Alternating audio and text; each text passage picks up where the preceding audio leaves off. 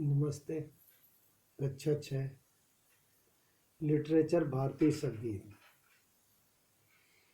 वागेश्वरी कमार भारत की प्रथम महिला शहनाई वादिका थी।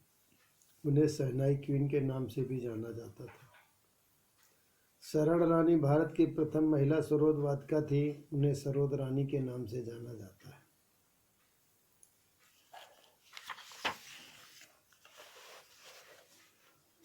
लहलहाती नदियों के कलकल स्वर में जब बंसी की मधुर तान मिलती है, रात की नीरवता में जब वीणा की झंकार गूंजती है, या उमड़ते घुमड़ते मेघों के स्वर पर जब कोई राग अलापा जाता है, तो सुनने वाला चाहे मनुष्य हो या कोई अन्य प्राणी, क्षण भर को अपनी सुध बुध खो बैठता है। मानो की कोमलतम भावनाओं से संगीत का एक गहन गंभीर स्थायी और शाश्वत नाता है।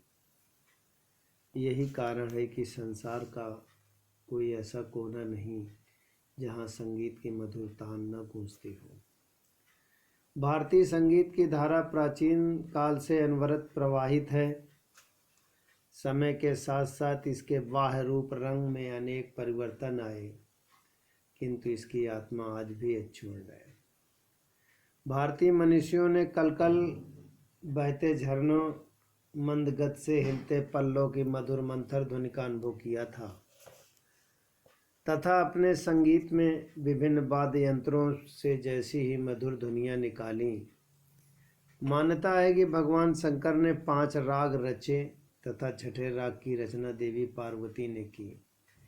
हमारे प्राचीनतम ग्रंथ ऋग्वेद में संगीत का महत्वपूर्ण स्थान है। इसकी स्वरबद्ध ऋचाएँ श्रोताओं को मंत्र मुग्ध कर देती है। ऋग्वेद में 4 प्रकार के बाजों का भी वर्णन है। तार वाले, चमड़ा मढ़े हुए धातु के और फूंक कर बजाए जाने वाले। सामवेद की संगीतमयता अत्यंत विलक्षण है। हजारों वर्ष बीत जाने पर भी सामगान आज अपने प्राचीन रूप में विद्यमान है। अथर्ववेद में ताल और स्वर के नियम बताए गए हैं। इसमें तरह तरह के बाजों का भी वर्णन है। धीरे धीरे नए नए बाजे और बजाने के ढंग निकलते गए।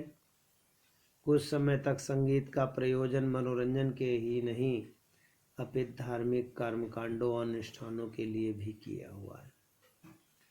रामायण काल में यज्ञ आदि धार्मिक अनुष्ठानों में सामगान के साथ साथ वीणा, मृदंग, वेणु, मुरज, दुंदुभी तथा वाद्यों का भी प्रयोग किया जाता है।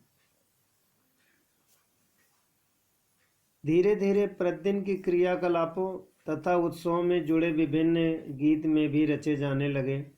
राजसभाओं और विभिन्न उत्सव त्योहारों में संगीत का कलात्मक रूप देखने को मिलता है। बौद्ध धर्म की छत्र छाया में भी संगीत पनपा। बोधिसत्व स्वयं संगीत और नृत्य कला के मर्मज्ञ थे। अनेक जातक कथाओं में नृत्य, संगीत और वाद्य यंत्रों की चर्चा परोक्ष रूप में मिलती है। मौर्य काल में संगीत का खूब प्रचार प्रसार हुआ। संगीत और कला के प्रति गुप्तकालीन राजाओं का विशेष रुझान था। तत्कालीन सिक्कों पर भी संगीतकारों तथा वाद्य यंत्रों का चित्रित किया गया। दक्षिण तथा उत्तर भारत में फैले भक्ति आंदोलनों ने भी संगीत के प्रसार में विशेष भूमिका निभाई। भक्त कवियों ने नए नए गीतों की रचना की।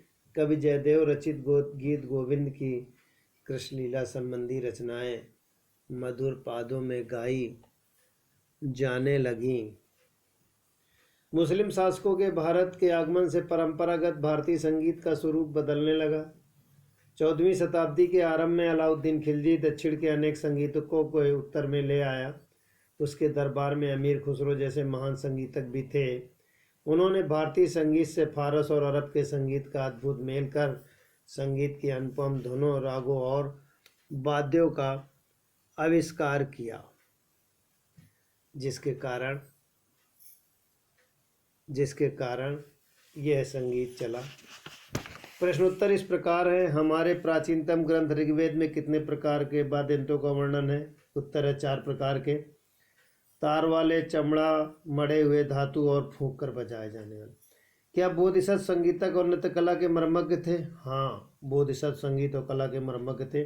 गीत गोविंद की रचना किसने की थी? जयदेव ने की थी। 3 प्रश्न उत्तर बालक लिखेंगे, शब्दार्थ भी लिखेंगे।